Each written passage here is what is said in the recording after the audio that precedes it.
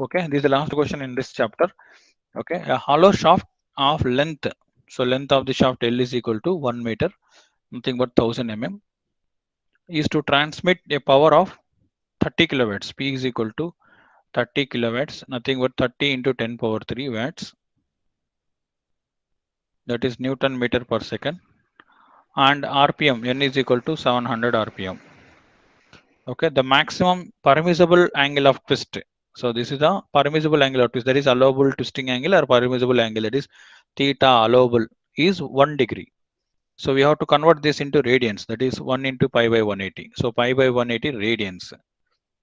Okay. The inner diameter of the shaft is 0.7 times the outer diameter.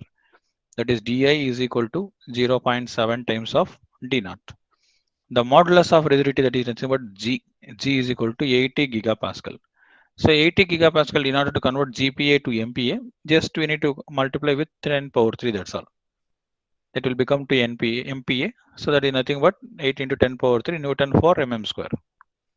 Newton for mm square. Then outside diameter of the shaft is. So we need to find out outside diameter. So this problem, how will you do it? On basis of which concept you have to do this problem? Basis of which concept you have to do this problem? This is asked for 2 marks.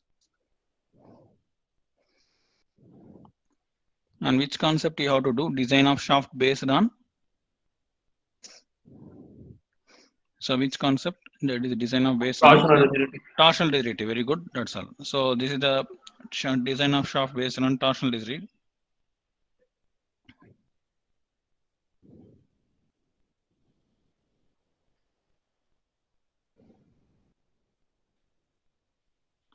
According to or based on torsional rigidity.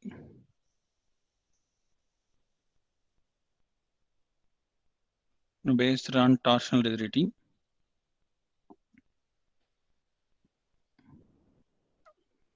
Theta should be less than or equal to theta allowable. And theta is nothing but twisting angle that will be find out by using T by J is equal to tau by R is equal to G theta by L. So using these two, T by J is equal to G theta by L. That implies theta is equal to TL by Gj. So TL by Gj should be less than or equal to theta allowable. Okay. So from this we can find out what is D naught. First of all, we will find out J. First we will find out J from this. Okay. So yeah, we'll write T. What is T? First of all, we need to find out T. So we'll find out by using 2 pi T by 60. So that implies T is equal to 60 into P by 2 pi N. That is 60 into 30 into 10 power 3 by 2 pi into 700. So how much you will be getting? Torque T as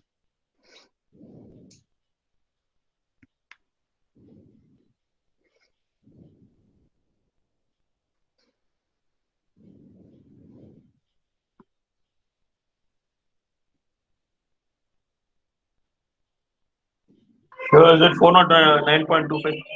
yeah 409.25 Newton meters. Okay, that is a torque. We can write this as a torque. That is 409.25 into 10 power 3 Newton mm. Newton mm. So that is we'll substitute the value of T here.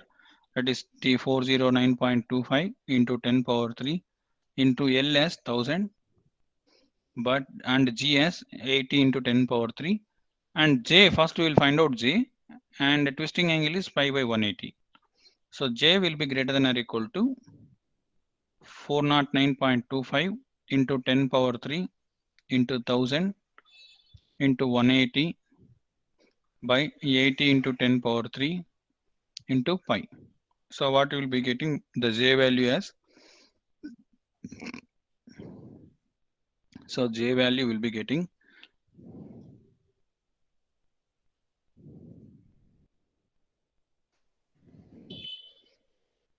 yeah, please others also you try to do with the calculator. So his calculation is very important. You should be habituated with the calculations, and speed and accurate calculations are required for GATE examination, because most of the questions are problems only. You can see most of the questions are problems, numericals only. Theory questions are less in a GATE point of view, whereas IES will have theory questions more chance of theory questions, but in GATE we'll have only numerical questions, more numerical questions. So that is why you should be thorough with, you should be accurate in the calculation and also speed also.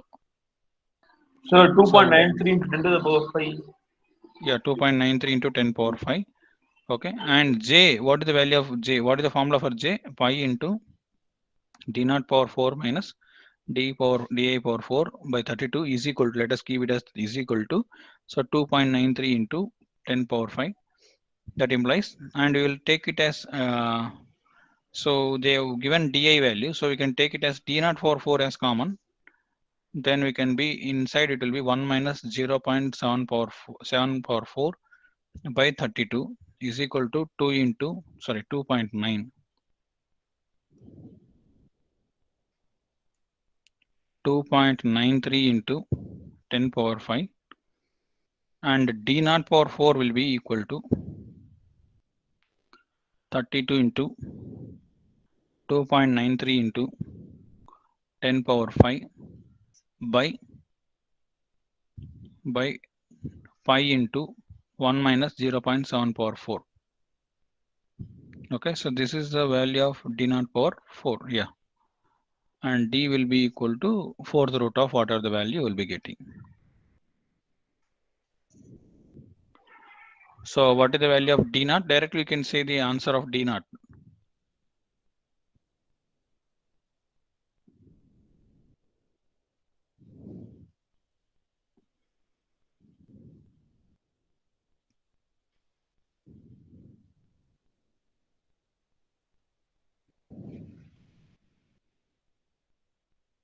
So what is the value of d naught you will be getting?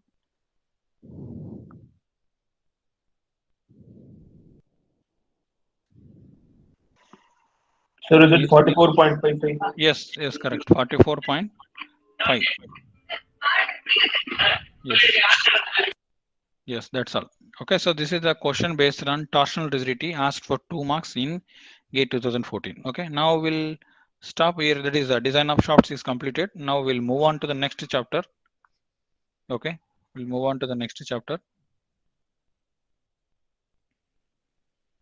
That is design of welded joints.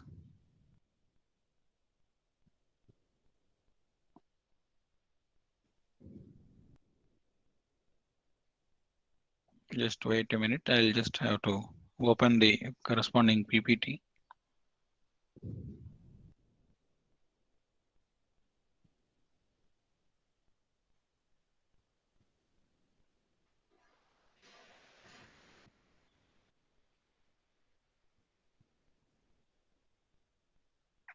Okay. Now the next chapter is design of welded joints.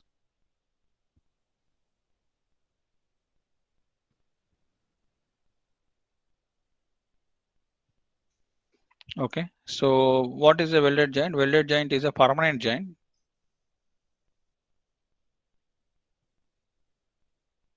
It is a permanent joint.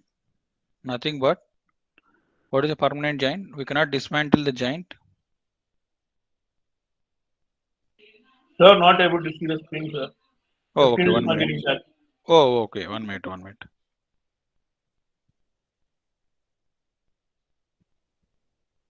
Yeah. Okay. So design of welded joints. Next chapter is design of welded joints. And we know that welded joint is a permanent joint. Okay. Permanent joint is nothing but we cannot dismantle the joint without damaging to the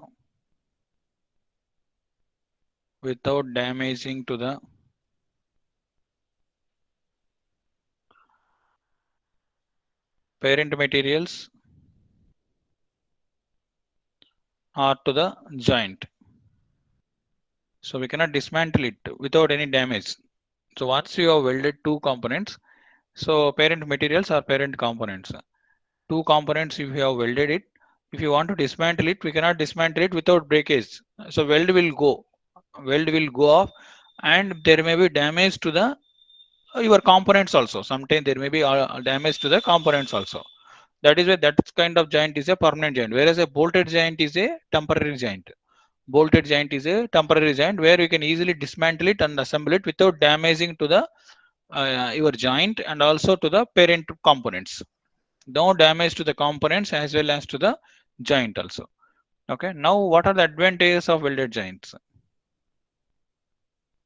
Generally, the advantage is mainly the joint efficiency is 100%. Efficiency of this welded joint is almost 100%. Nothing but what is meant by joint efficiency? Joint efficiency.